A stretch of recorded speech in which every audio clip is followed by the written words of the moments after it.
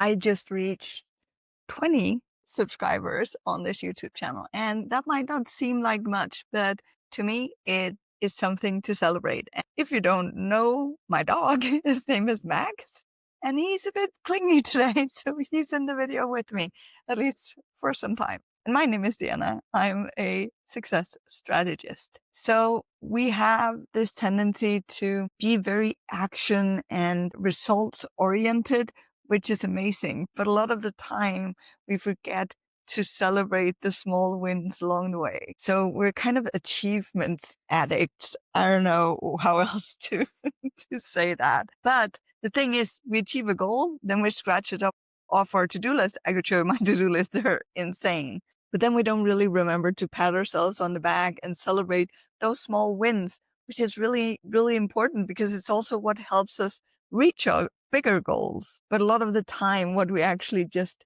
do is get on to the next task or the next goal or the next and the next and the next. And to be honest, if you are not celebrating your wins along the way, you are failing. You know, that I've just talked about. You need to fail along the way, not this kind of failing. You're not building in the tempo and in the way that you could do much better if you're remembering to celebrate those wins along the way. I would even go so far to say you're actually sabotaging, your own success. So today I want to talk about this, how the celebration of your small wins along the way will actually help you build a business and why it's not a luxury, but something you actually need to do. You probably already know this, but especially as entrepreneurs, we have this next goal and next goal and next goal that I was just talking about. And that makes us feel like we're always chasing something. We're always on that chase for that next goal. And now we want to have 5K months, 10K, 15K months. The point being, you're always chasing that next goal and you forget to enjoy the process. You forget to stop and live your life in the process. And the very hard thing about that is that you're probably going to look back at that and say, where did time go? Yes, now I have something. I reached a goal and reached a goal and reached a goal, but I forgot to enjoy it along the way. It's also kind of important to keep in mind that success is not the finish line. You can be successful along the way. You're not just successful when you hit the finish line, you're also successful along the way. Like I said, I reached 20 subscribers. I have a stretch goal, a very, very, very big stretch goal. I don't remember if I mentioned this in any of the videos yet, but I want to reach 1,000 in less than 3 months. And that is going to be fucking amazing. But point also being here, yes, I'm 100% going for that. But one, I'm learning along the way. I'm celebrating the learning along the way. I'm celebrating 20 subscribers, even though there's a long fucking way to 1,000, right? And I am also remembering that even if I don't reach 1,000, which I'm going to, that's still the goal. It's my aim. It's going to be amazing. But the thing is that I will promise you that by April 1st, with the strategy, with the goal I've set up, with the way that I've structured this, I'm going to be much further than I would have if I hadn't set that stretch goal. So even if I don't reach it, again, I'm still aiming to reach it, but I'm not a failure. It's still a success because I've gotten that much further and I've enjoyed the process. I've learned in the process and I've celebrated the milestones along the way, which is such a much more enjoyable process. And if you know that I am doing the Fail Fast, Fail Often book club, and you can go back a few videos and see chapter 1, it's all about how happiness and joy is a really good fuel. So by celebrating, we're doing multiple things. We're looking for the joy in our lives that will become the fire to our, or the gas to, I don't know, something, the fuel to our fire. That's what I wanted to say. And we're getting that positive feeling, right? So we're finding joy and we're celebrating and we're using that to push us forward and give ourselves even more power to the next goal and the next goal and the next goal. When I coach people, I do that a lot from a starting point of the SMART model, and I've added an ABC to that. So my model, my framework for working with people is setting goals from the SMART model. You can Google that. There's so much information on that on the internet, and I'll probably make a video at some point. But the ABC is what I think is missing, because one thing is to set a goal. If you have a dream, you create it into a goal. But if you don't go further than that, you don't really, and if you don't go deeper than that, it's still really hard to get those goals and reach those goals, right? So the A is for adjustable. We have a goal and life happens. And instead of just saying, now I can't do my goal anymore, then adjust, right? And when we're looking at this in terms of celebration and celebrating the small wins along the way, turn it around in your head and think, oh, let's celebrate that I now get the opportunity to adjust my plan, to adjust what I can do to actually reach that goal. So I'm still on this amazing journey, and now I can adjust to it.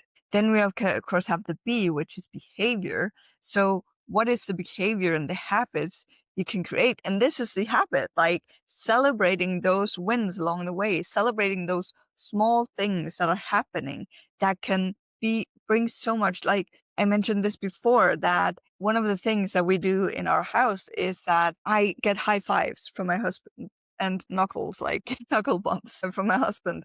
And that is such a stupid little thing, but it genuinely makes me happy, right? So when I'm telling him about something that I did or something I'm in the process of doing where I have taken a step in the right direction and collected points towards my goal, then I get a high five or knuckles on that. And then the last part is the C, and that stands for cheerleaders.